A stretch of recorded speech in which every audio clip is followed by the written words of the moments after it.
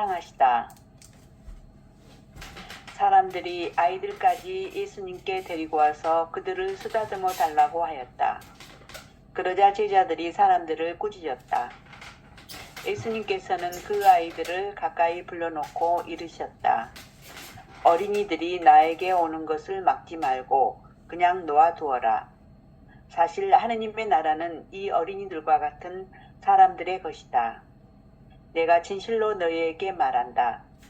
어린이와 같이 하느님 나라를 받아들이지 않는 자는 결코 그곳에 들어가지 못한다. 아멘. 그래요. 어린이를 축복해 주신 예수님을 통해서 현존은 어떤 사람들이 사는 거냐면 어린이와 같은 사람들. 어린이는 어떤 사람들이냐면 현재를 사는 사람. 과거의 고민에 빠져 있지 않습니다. 미래의 걱정에 빠져 있지 않습니다. 오직 지금 눈앞의 삶에 온전하게 집중하고 있는 존재들을 다른 말로 얘기하면 어린이라고 말합니다. 그러니까 현존을 가장 적나라하게 표현하면 어린이와 같은 삶을 사는 것. 그게 현존의 아주 중요한 핵심이 있죠. 그러니까 루카복음 18장 15절, 16절, 17절에 이르는 아주 짧은 단락은 복음서 전체의 흐름 안에서 하느님 나라의 성격을 규정짓는 아주 결정적인 분수령 역할을 하는 거다. 이렇게 볼 수 있지요. 단순히 예수님께서 어린이를 사랑하셨다고 하는 이 서정적인 일화를 전하는데 그치지 않고 어떤 인간이 하느님의 구원대의 계획에 참여하고 그분의 현존을 체험할 수 있는지에 대한 근본적인 패러다임을 제시하고 있는 거예요. 그러니까 루카복음은 이 사건을 예루살렘으로 향하는 고난의 여정 한복판에 배치함으로써 정말 구원의 메시아의 길을 따르는 제자들이 갖추어야 할 내적 태도가 무엇인지를 엄중하게 질문하는 복음 말씀이죠. 그러니까 이 단락은 문맥상은 바리사이와 세리의 기도 비유와 부자의 관리 사이에 위치하고 있습니다. 바리사이는 자신의 종교적인 업적과 그리고 의를 근거로 해서 하느님 앞에 서려 했지만 거부당했고, 세리는 자신의 죄성을 고백함으로써 오직 하느님의 자비를 통해서 그가 의롭게 되었음을 선포하는 그 복음 말씀, 그 지점에서, 바로 이 지점에서 모두가 어린아이와 같이 되어라 라고 하는 이 복음을 선포하는 거죠. 이 얘기를 통해서 그러니까 그 많은 소유와 그리고 계명 준수를 통해서 하느님 나라를 획득하는 게 아니라 오히려 하느님 나라는 원래부터 있는 그 나라를 우리가 발견하고 그리고 그 나라를 살 수 있는 유일한 조건은 내가 무엇을 소유하기 위해서 애쓰거나 하느님 나라를 소유하기 위해서 애쓰거나 계명을 준수하기 위해서 애쓰는 나라가 아니라 이미 주어진 하느님 나라를 어린아이와 같이 온전하게 수용하고 받아들이고 그것을 지금 여기서 살게 하는 복음이죠. 그래서 우리가 늘 이 현존학계의 교훈처럼 지금 이 순간을 살아라. 까르페 디엠. 그리고 지금 주어져 있는 삶을 운명처럼 수용하고 받아들여라. 아모르 파티.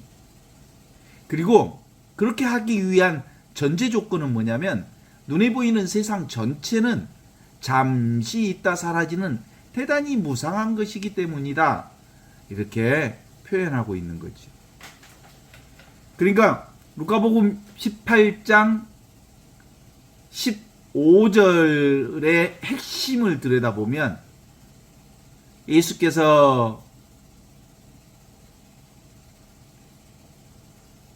데리고 와서 아이들을 이제 쓰다듬어 달라고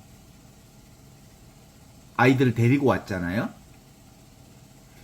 그 데리고 온 아이들을 16장에 가면 하느님 나라는 이 어린아이와 같은 자의 것이다 라고 표현함으로써 17절에서는 누구든지 하느님 나라는 이 어린아이를 받아들이는 것, 이 어린아이와 같이 하느님 나라를 받아들이지 않는 자는 결코 그 누구도 하느님 나라를 살 수 없다. 이 말은 존재를 얘기하는 거거든요.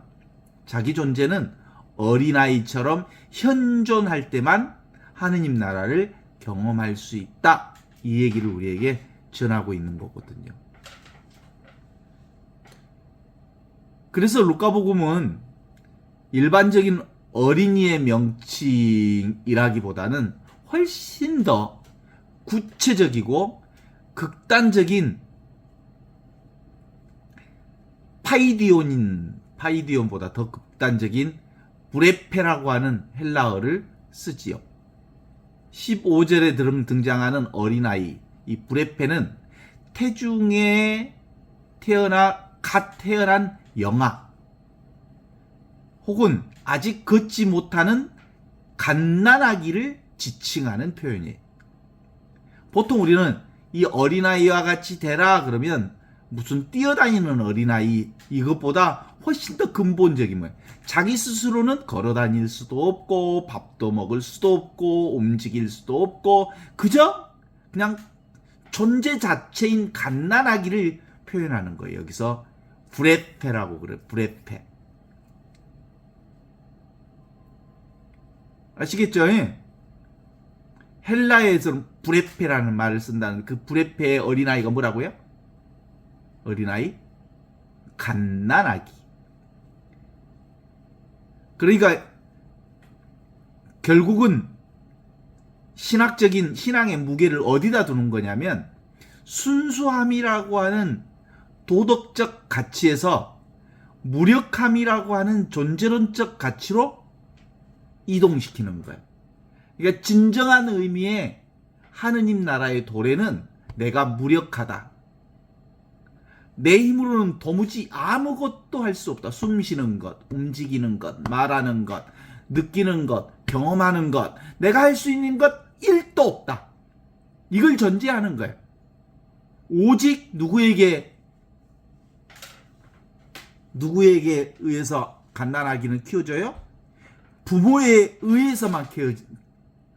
그렇잖아요? 엄마라고 하는 생명에게 온전히 종속된 아이가 무슨 애요? 영아지요, 영아. 갓난아기. 그러니까 기본적으로 내가 누구인지를 전제한다면 비록 나는 그냥 뛰어노는 어린아이의 형태가 아닌 갓 태어난 어린아이로서 무기력함과 무력함과 아무것도 할 수 없음을 전제하는 이 어린아이와 같이 되지 않으면 하느님 나라에 들어갈 수 없다라는 걸 전제하는 말씀이라고 볼 수 있죠. 그러니까 이 영아는 스스로 발로 예수께 걸어온 게 아니라 누구? 부모의 손에 들려 안겨온 거죠. 이 영아는 갓난아기는 예수님의 말씀을 이해할 지적 능력도 없고요. 하느님 나라를 위해 봉사할 노동력이나 힘도 없고요. 이 갓난아기는 율법을 지킬 율법적 주체성, 윤리적 주체성, 아르마리도 없고요. 아무것도 없는 상태. 이게 갓난아이의 상태이죠. 그럼에도 불구하고 예수님은 그 갓난아기를 축복하시면서 하느님 나라가 바로 이 갓난아이들과 같다라고 선언하시는 말씀이라는 거예요. 그래서 이는 하느님의 현존과 구원이 인간의 노력이나 인간의 자격이나 인간의 지적 이해의 산물이나 인간의 선행이나 인간이 얼마나 하느님께 기도를 많이 했느냐가 아니라 천적으로 하느님 쪽에서 주시는 은총의 선물임을 의미하는 거예요. 하느님 나라는 내가 갈 수 있는 나라가 아니고 하느님께 온전히 맡겨진 나라. 눈앞에 이렇게 경험하는 현존을 얘기하는 거죠. 뭐라고요? 어린아이를 헬라어로 브레페라고 한다고요. 브레페. 갓난아기의 등장은 이 브레페. 갓난아이의 등장은 인간의 전적인 타락과 그에 따른 전적인 의존을 상징한다고 말할 수 있죠. 이 갓난아이는 부모가 먹여주지 않으면 굶어 죽습니다. 그죠? 부모가 안아주지 않으면 체온 유지를 할 수 없어 생존할 수가 없는 존재입니다. 이와 마찬가지로 하느님의 현존 속에 살아가는 인간 모든 영혼들은 자신의 자급자족적 교만을 버려야 한다. 내가 산다. 내가 말한다. 내가 걸어간다. 내가 숨쉰다. 내가 이것을 한다. 내가 저것을 한다. 내가 선행을 한다. 어이구, 그런 거 없어. 실제로 전체로서의 하느님의 능력이 지금 이 존재를 살리고 있는 것이죠. 하이데거는 그래서 모든 존재자들은 존재에 의한 존재자라고 얘기하거든요. 매 순간 하느님의 은총이라는 젖줄에 매달려야만 비로소 생존할 수 있는 존재가 나와 너요 눈에 보이는 세상 전체가 바로 보이지 않는 하느님께 매달려야만 존재할 수 있는 거다라고 하는 게 루카복음 사가가 역설하고 있는 부분이다.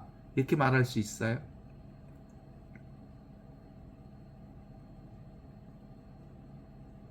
그러니까 너희가 이 어린아이와 같이 되지 않으면 란 말이 히라버의 브레페라고요.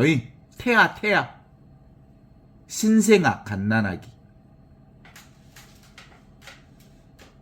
보통 그 7세 이하의 어린아이를 파이디온이라고 그러거든요. 히라버로.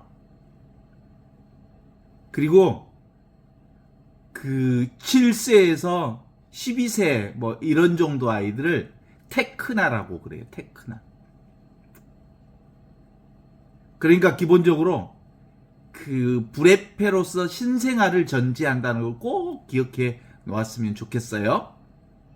전적인 무력함과 그리고 완전히 하느님께 의존하지 않으면 도무지 살 수 없는 존재가 바로 나와 너 그리고 모두 보이는 세상 전체.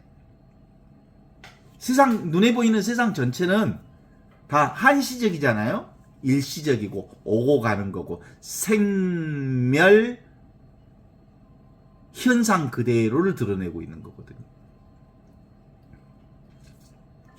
그러니까 제자들의 꾸짖음과 도덕적인 엘리트주의의 해체, 이게 대단히 중요한 거예요. 지기들만 잘났다고 하는 그런 교만으로부터 벗어나는 거죠. 사람들이 아이들을 예수님께 데려왔을 때 제자들이 그들을 꾸짖는 행위는 당시 보편적인 종교관을 반영하고 있습니다. 그러니까 그때 당시에 유대 전통에서는 하느님과 교류하기 위해서는 율법을 배우고 율법을 실천하고 율법을 비로소 실행할 수 있을 때 최소한 하느님의 백성이 된다. 율법을 실행하지 않는 자는 하느님의 백성이 아니다. 라고 본 거예요.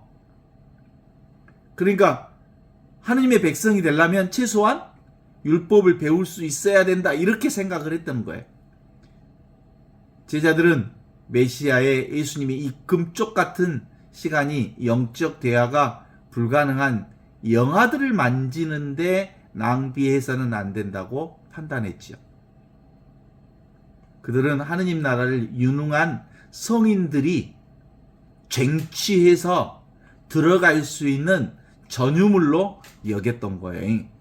그러니까 바리사이파 사람들은 우리는 기도를 열심히 하고 선행도 열심히 하고 11조도 열심히 되고 묵주기도도 열심히 하고 매주 미사 한 번 빠지지도 않고 더 나아가서는 매일 미사까지 열심히 하고 더 열심히 하는 사람들은 성무일도까지 잘 갖추어야 하느님의 거룩한 신앙인인 줄 알지만 뭐라고요? 너희는 이 어린아이와 같이 되지 않으면 하느님 나라에 들어갈 수 없다. 라는 얘기의 전제 조건은 뭐라고요? 나는 도무지 할 수 있는 일이 아무것도 없다. 모든 것은 하느님이 하신다. 그리스도께서 하신다. 이런 신앙이 전제되어야 한다는 것을 얘기하고 있는 거지. 그러니까 이 사건은 지금 여기에 살아있는 하느님의 현존을 가로막는 가장 큰 장애물이 역설적으로 종교적 열심에 들어있다. 그러니까 본당에서도 아주 열심당들이 있죠. 그 열심당들이 사실 알고 보면은 예수님 눈으로 보면 본인들은 열심히 하는 열심당인 줄 모르지만 내가 열심히 한다는 그런 생각이 있는 한 그는 하느님의 백성과 상관없는 사람들이 될 가능성이 있는 거예요. 내가 열심히 하기 때문에 하느님의 백성? 그런 거 아니에요. 나는 무력합니다. 나는 아무것도 아닙니다. 내가 할 수 있는 일은 도무지 없습니다. 나는 그저 하느님의 종입니다. 그저 나는 해야 할 바를 했을 따름입니다. 이게 바로 그리스도인의 전제 조건이죠. 이게 바로 무슨 말이에요? 너희는 이 어린아이와 같이 되지 않으면 하느님 나라에 들어갈 수 없다라는 말과 똑같은 말이잖아요. 그래서 나를 따라오너라. 어렵고 힘들고 지치고 무거운 짐에 허덕이는 사람들은 다 나에게로 오너라. 내가 너희를 편히 쉬게 하리라. 내 짐은 가볍고 내 멍에는 가볍다. 그러니 나에게서 배워라. 이렇게 말씀하시잖아요. 여기서 나에게서 배운다는 말은 뭐예요? 예수님이 어떻게 왔어요? 어린아이로 오셨잖아요. 핏덩어리로 오셨잖아요. 그래서 자신이 하느님이시면서 아무것도 할 수 없는 핏덩어리 갓난아기로 세상에 왔고요. 그리고 그 아무것도 할 수 없는 나를 온전히 하느님께서 성장시켜 주시고 키워 주시고 그리고 살려 주시고 그리고 축복해 주시고 사랑해 주심으로써 하느님의 사랑 때문에 이렇게 살 수 있음을 드러내 보여주시는 분이 그리스도였던 거지. 어떻게 사셨어요? 그냥 눈앞에 이것으로 살았던 거죠. 제자들처럼 자신이 하느님을 잘 안다고 생각하고 누가 그분께 다가갈 자격이 있는지를 판별하는 태도 자체가 이미 하느님의 현존으로부터 멀어져 있음을 폭로하는 사건입니다. 하느님은 인간의 지성이, 인간의 생각이, 인간의 개념과 인간의 언어가 잡을 수 없고 도달할 수 없고 그것을 체킹할 수 없는 지금 눈앞에 이 자리에 계십니다. 하느님은 저 높은 곳에 계시는 분이 아니라 지금 여기 눈앞에 이 자리에 가장 작고 가장 보잘것없는 존재의 낮은 숨결 속에 이미 온전하게 현존하고 계시다라고 하는 선언을 통해서 우리에게 당신 복음 말씀 우리에게 전하고 있는 거예요. 그러니까 하느님의 현존은 지금 여기에 영성적인 신비는 뭐라고요? 루카복음 18장 15, 16, 17절에서 강조되는 하느님 나라는 시간적으로는 이미 우리가 살고 있고 공간적으로는 이미 우리 가운데 있는 지금 여기에 있는 이 실제를 체험하는 가장 확실한 방법이 바로 하느님의 현존 연습입니다. 그 하느님의 현존 연습은 어린아이 갓난아기와 같이 나는 아무것도 할 수 없는 상태라는 것을 깨달아 아는 겁니다. 모든 것을 내가 경험하고 보고 듣고 느끼고 알고 걸어다니고 그리고 달려다니고 손가락을 움직이고 발가락을 움직이고 생각하고 할 수 있는 모든 것은 지금 눈앞에 있는 이 하느님께서 지금 여기에 있는 하느님께서 해주신다는 걸 드러내고 있는 거죠. 그러니까 17세기 까르멜 수도회의 부활의 로렌스 수사 형제가 말한 것처럼 영성생활에서 가장 거룩하고 가장 필요한 연습은 바로 지금 눈앞에 있는 하느님의 현존을 실감하는 겁니다. 실제로 이렇게 느낀다는 거야. 하느님 여기 계시지. 이렇게 한번 이렇게 한번 만져봐요. 아무것도 안 느껴지죠. 이 아무것도 안 느껴진다는 것을 아는 이것이 바로 하느님. 이거는 느껴지면 느껴지는 것을 느끼고 느껴지지 않는 것을 느껴지지 않는다는 것으로 아는 그것이라고 말할 수 있죠. 그래서 하느님의 현존이란 우리 영혼을 하느님께 집중하거나 하느님께서 내 영혼 안에 계심을 기억하는 영적 활동이라고 볼 수 있죠. 이는 복잡한 기도문이나 화려한 전례보다 눈앞에 이것 마음과 마음으로 서로 너무 분명하게 알아차리는 이심전심 그리고 사랑으로 지켜나가는 살아나가는 이겁니다. 로렌스 수사 형제는 부엌에서 일할 때나 그리고 사소한 일을 할 때나 그 무슨 일을 할 때에도 하느님에 대한 사랑으로 그분의 사랑으로 이 일을 할 수 있음을 고백했습니다. 그러니까 아무리 시끄러운 시장 저작거리 속에서도 하느님 우리와 함께 계시고 제단 앞에 무릎을 꿇고 있을 때도 똑같이 이렇게 본래 고요하고 본래 순수하고 이 본래 밝은 이 하느님과 온전히 하나를 사는 거예요. 그러니까 기본적으로 이 현존하시는 하느님, 지금 여기 살아계시는 하느님을 우리가 실감할 수 있다면, 실감하게 되면 뭐예요? 시장통 할아버지 할머니가 또는 시장통 아주머니의 그 말 속에도 하느님을 경험하고 하느님을 만나. 근데 지금 여기 눈앞에 살아계신 이 현존하시는 하느님을 실감하지 못하는 사람은 성당에서 10분, 20분, 1시간, 2시간 앉아 있어도 그냥 자기 생각에 빠져 있는 거죠. 현존은 실감하는 겁니다. 지금 존재하는 것이 현존이니까요. 지금 살아있음을 경험하는 것이니까요.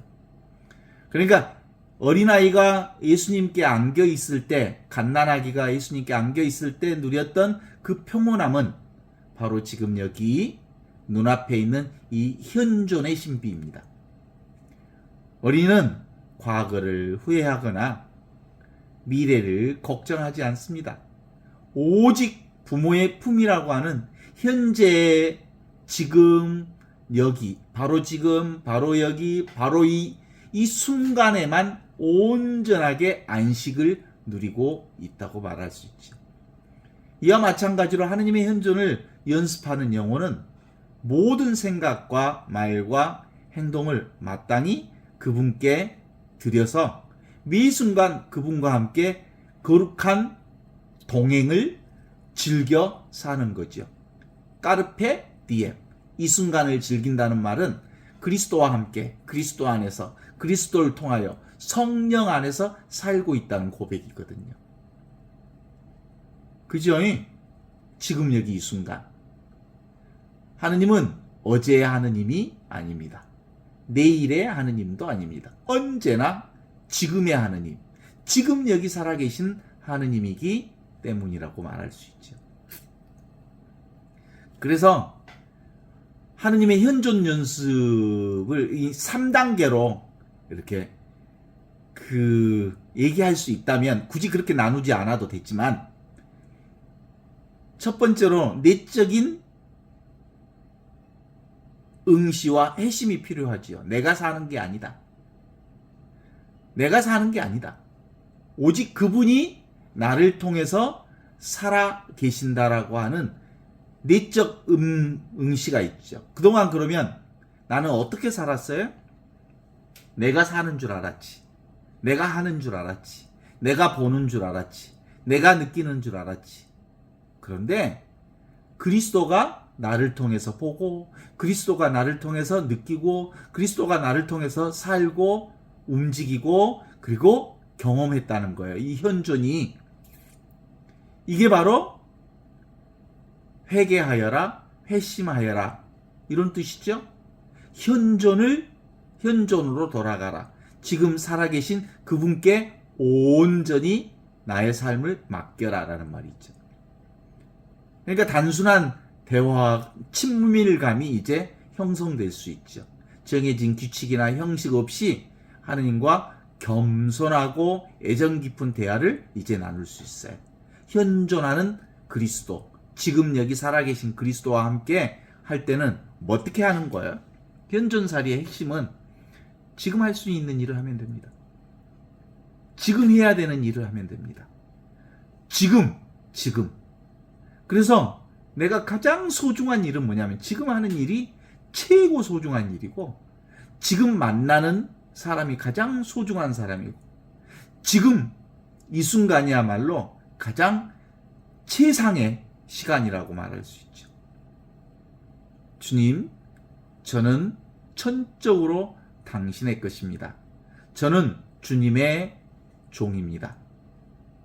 말씀하신 대로 그대로 제게 이루어지기를 빕니다. 라는 짧은 화살 기도와 같은 것을 통해서 늘 지금 이 순간을 살도록, 지금 할 수 있는 일을 하도록, 그래서 과거나 미래에 그 쓸데없는 생각에 빠지지 않도록 화살 기도를 통해서 지금 여기 이 순간으로 다시 나의 삶을 방향을 바꿀 필요가 있죠. 그래서 이게 행동의 시간과 기도의 시간이 온전히 하나가 되는 현재의 성사, 현재를 사는 성사가 되어서 세상에 하느님과 자신밖에 없다는 것처럼 깊은 친교를 누리는 이 사랑, 이게 바로 뚜리아 띠따라고 할 수 있죠. 하느님을 온전히 만나는 것을 뚜리아라고 한다면, 목격하는 거라고 한다면, 하느님을 목격한다는 것. 그러면 하느님과 온전히 하나가 되는 것을 일미라고 그래. 누가 그 얘기를 썼냐면,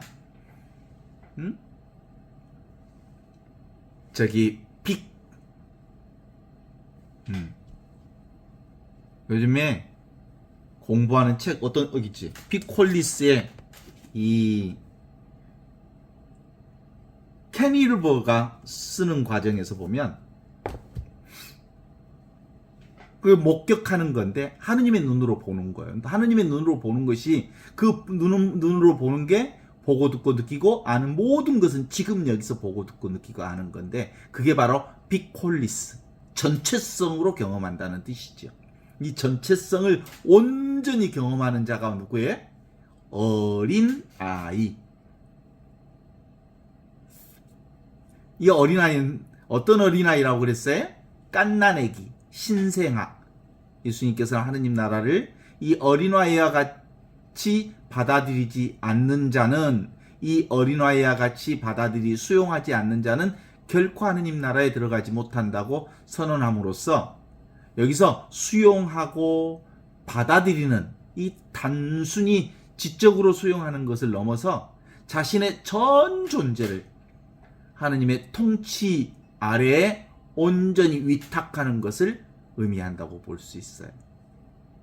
어린이가 하느님 나라의 모델이 되는 이유, 그 이유는 어린아이들이 온전히 어머니를, 아버지를 수용하기 때문이죠.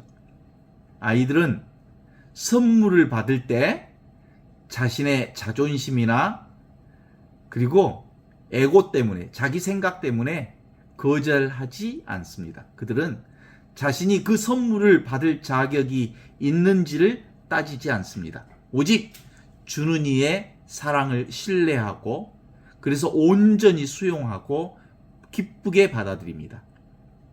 하느님 나라는 쟁취하기 전, 쟁취하는 유물, 전유물, 그러니까 내가 노력해서 하느님 나라를 쟁취할 수 있는 게 아니라 하느님께서 주시는 이 하느님 나라는 선물이죠. 선물, 프리센스. 그래서 현존이라는 말과 선물이라는 언어는 같은 말이거든요. 프리센스. 미리 우리에게 던져주는 하느님의 은총이죠.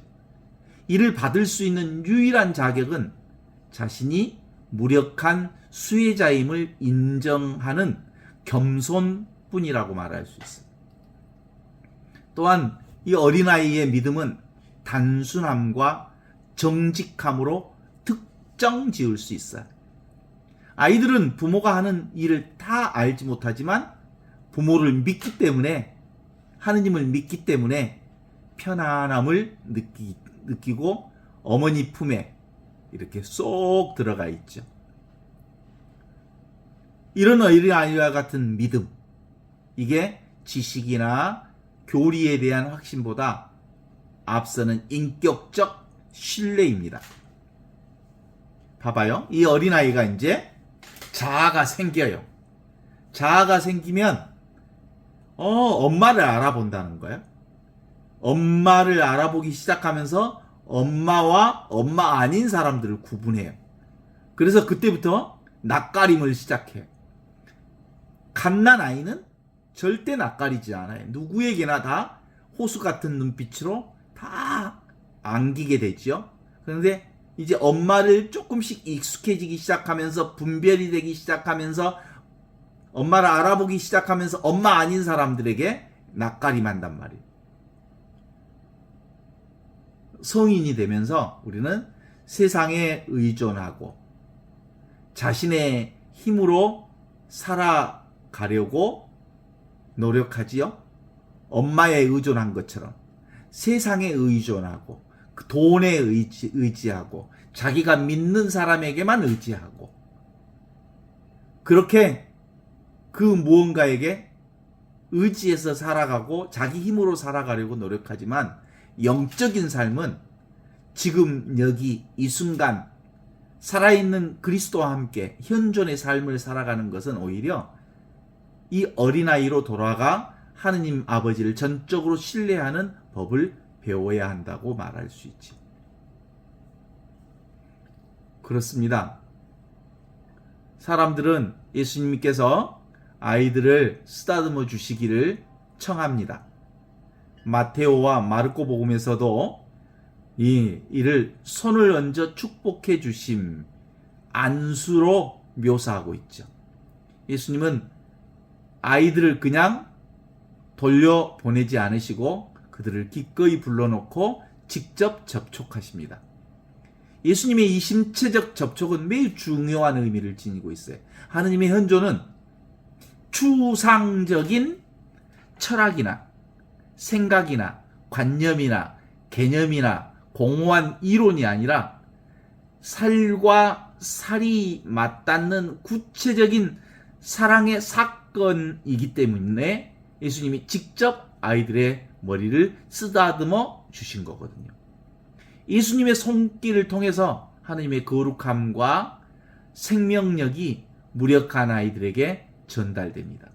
이는 지금 여기 살아가는 하느님이 우리의 연약한 육체와 일상을 외면하지 않으시고 오히려 그 비천함 속에 친히 임하심을 보여주는 육화의 신비를 보여주시는 게 바로 어린아이의 머리를 안수해 주는 거라고 볼 수 있죠. 근본적으로 우리가 이렇게 만지는 것, 보는 것, 듣는 것, 느끼는 것, 경험하는 것을 통해서 내가 살아있음을 경험하는 거잖아요. 내가 이 하느님의 생명으로 살아있음을 경험하는 유일한 방법은 이렇게 접촉하는 거예요. 뭐하고? 세상과 접촉하는 거예요. 김춘수의 꽃처럼 내가 그의 이름을 불러주기 전에는 그는 단지 하나의 몸짓에 지나지 않았다. 내가 그의 이름을 불러주었을 때 그는 나에게로 와서 꽃이 되었다. 이 하느님 나라를 경험하는 방법은 이렇게 구체적인 현실 속에서 하느님을 경험하는 거예요. 만지고 보고 느끼고 경험하고 맛보고 그리고 이 움직임 속에서 움직이지 않는 하느님을, 이 변화 속에서 변하지 않는 하느님을 우리가 경험할 수 있음을 보여주는 거거든요. 깔멜 수도사 로렌스 형제가 부엌의 소음 속에서 하느님을 만난 것, 일하면서 하느님을 만나는 것, 설거지하면서 하느님을 만나는 것, 사람과 사람 사이의 만남을 통해서 하느님을 만나는 것, 그리고 밥을 먹거나 움직이거나 행위를 통해서 하느님을 만나는 것. 그가 하느님의 손길이 자신의 모든 평범한 행동 위에 머물러 있음을 믿었기 때문이지요. 예수님께서 어린아이를 품에 안으신 행위도 그와 똑같습니다. 오늘날 우리 각자의 삶의 시련과 고통 혹은 지루한 일상 속에서도 하나님의 따뜻한 품 안에 안겨 있음을 보증하는 영원한 축복의 표징이 안수라고 말할 수 있어요. 그게 하느님의 품 안에 있는 현존을 얘기하는 거예요. 루카복음 18장의 말씀은 현대 한국 사회가 살아가는 신앙인들에게도 아주 깊은 울림을 줍니다. 그래요. 요즘에 현대인들 특별히 무한 경쟁과 그리고 자기 중심에 함몰된 현대인들에게 어린아이와 같은 낮아짐, 구원을 위한 필수적인 과정이라고 말할 수 있죠. 현대 한국 카톨릭 영성으로 강조하는 이 하느님의 현존 실천은 첫 번째로 좁은 문으로서의 현재성을 얘기합니다. 구원의 문은 오늘 지금 여기, 내가 사는 지금 내가 앉아있는 이 자리, 내가 서 있는 이 자리, 눈앞에 이 자리에 열려 있지만 이 문은 작고 낮아져야만 들어갈 수 있는 대단히 좁은 문입니다. 자신의 기득권이나 영적 우월감을 완전히 포기하고 이 어린아이처럼 작아질 때만 들어갈 수 있는, 갓난아기, 내 힘으로는 도무지 아무것도 할 수 없습니다. 오로지 온전히 하느님 당신이 지금 살아계시고 여기 살아계시고 이 순간 이렇게 살아계신 당신 때문에, 영원한 생명 때문에 이렇게 살고 있습니다. 비로소 하느님 나라의 잔치에 참여할 수 있는 유일한 방법은 나의 무력함을 고백하는 것을 통해서 들어갈 수 있는 문, 이게 좁은 문의 조건이 있어요. 두 번째로는 일상의 삶이 현존을 살아야 하는 거예요. 아무리 힘들어도 그게 뭐예요? 내가 경험할 수 있는 최상선이다. 내가 지금 여기 경험하는 모든 일들은 하느님을 통해서 하느님과 함께 하느님 안에서 이루어지는 거다. 하느님은 우리를 자녀로 대하시기에 이런 시련과 고통을 통해서 우리를 단련시키고 연단시킨다 라고 경험할 수 있어야 합니다. 어린아이가 부모의 훈계를 통해서 성장하듯이 신앙인들은 삶의 모든 순간을 지금 눈앞에 있는 하느님의 현존 안에서 받는 훈련, 연단을 받아들이는, 그래서 우리가 하느님을 가장 분명하게 하느님을 만나는 자리가 어디예요? 너무너무 힘들고 아플 때, 내가 내 힘으로는 도무지 어떤 것도 할 수 없을 때, 내가 완전히 바닥으로 떨어졌을 때, 내 힘으로는 도무지 어떤 것도 할 수 없을 때, 저와 같이 암이라고 하는 친구를 통해서 나의 삶이 이렇게 끝나갈 수 있겠다라고 하는 생각을 하게 될 때, 내가 살아오지 않았구나, 하느님이 나를 살려주셨구나 라고 하는, 지금 여기 이렇게 살아계신 그리스도를 만나게 해주는 은혜가 바로 내가 도무지 내 힘으로는 할 수 있는 게 아무것도 없다고 하는 것을 경험한 사람에게만 오는 하느님의 은총이라고 말할 수 있죠. 당장의 십자가와 고통은 기쁘지 않지만 이를 인내하여 지금 여기 살아계신 그리스도를 만나게 될 때, 그리스도를 통해서 그리스도와 함께 그리스도 안에서 온 세상이 이렇게 펼쳐지고 있음을 경험하게 될 때, 비로소 그리스도의 평화와 그리스도의 의로움과 그리스도의 열매를 우리가 온전히 실현시킬 수 있음을 경험하게 되는 거죠. 세 번째로는 보편적인 평등과 사랑의 실천입니다. 우리 카톨릭 교회는, 한국 카톨릭 교회는 실제로 이 평등성을 전제로 해서 한국 교회가 시작됐지요. 남녀 평등, 신분의 차이를 극복하고 그리스도 안에서, 그리스도를 통해서 그리스도와 함께 온전히 평등한 하느님의 생명을 산다고 하는 이 고백이 하느님의 자녀로서의 평등성을 선포함으로써 이 한반도 땅에 하느님의 신앙이 시작된 거거든요. 어린아이를 존중하고 축복하신 예수님의 정신은 현대사회에서 소외된 이들을 향한 환대와 사랑으로 이어져야 합니다. 교회 안에서 끼리끼리 기득권 카르텔을 형성해서 잘난 사람 잘난 대로 살고 못난 사람 못난 대로 산다, 이건 근본적으로 그리스도와 전혀 상관없는 세계를 얘기하는 거죠.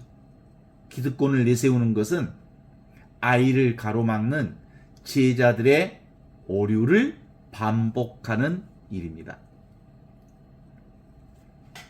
그래서 결론적으로 영원한 어린이로서의 하느님의 품에 머물기, 이게 오늘 누가복음 18장 15, 16, 17절을 통해서 우리는 하느님 나라의 입국 비자는 내가 가지고 있는 그동안의 행위와 업적과 선행이 아니라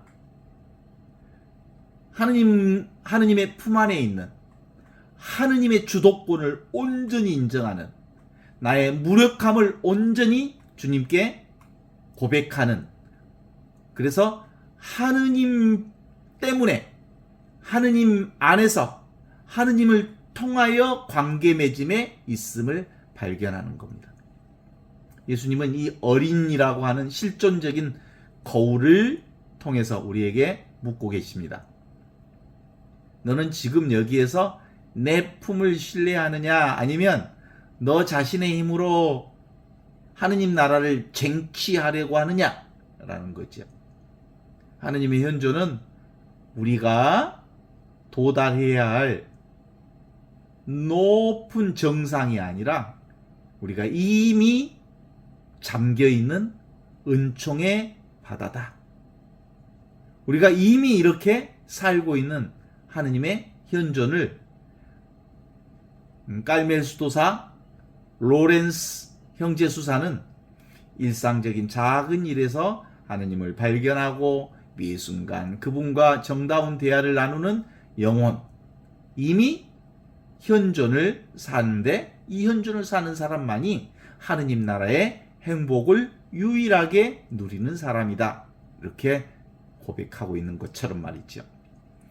우리가 자신의 복잡한 생각과 계산을 내려놓고 엄마의 품에 온전히 안겨있는 어린아이처럼 단순하게 하느님의 손을 잡을 때 예수님께서 2000년 전 그 어린아이들에게 베풀었던 그 축복은 지금 이 순간 우리의 영혼 위에도 찬란하게 이렇게 경험하고 있는 것입니다.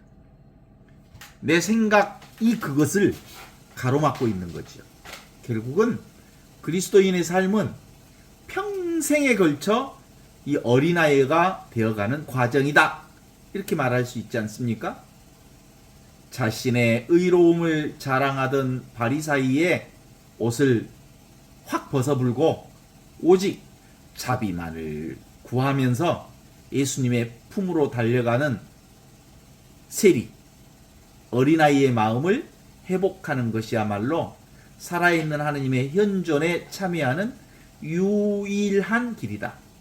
나를 따르려는 사람은 자기 자신을 버리고 제 십자가를 지고 나를 따라야 한다. 이렇게 말씀하신 것처럼 나라고 하는 것은 원래 없어요. 하느님의 품 안에 살고 있는 거지. 하느님 나라는 먼 미래에 온 나라가 아니라 어린아이와 같이 단순한 믿음. 내가 엄마 품에 있으니까 이렇게 살지.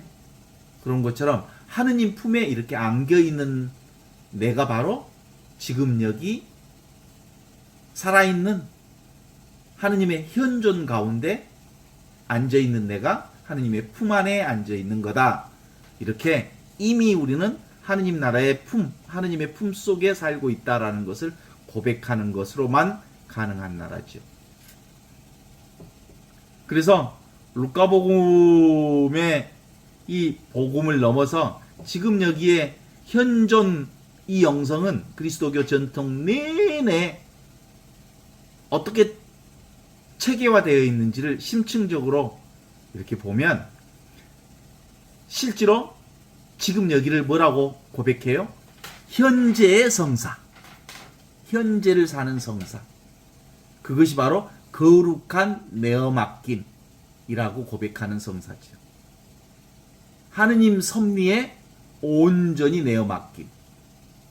그게 이걸 뭐라고요? 현재 성사. 하느님이 당신의 의지를 우리에게 계시하는 가장 직접적인 통로가 바로 우리가 처한 지금 이 순간의 상황이라고 주장할 수 있죠. 그러니까 지금 여기 이 순간이야말로 내가 살고 있는, 우리가 살고 있는 최상선, 이보다 더 아름다울 수 없는 순간이 바로 지금 이 순간이라는 거예요.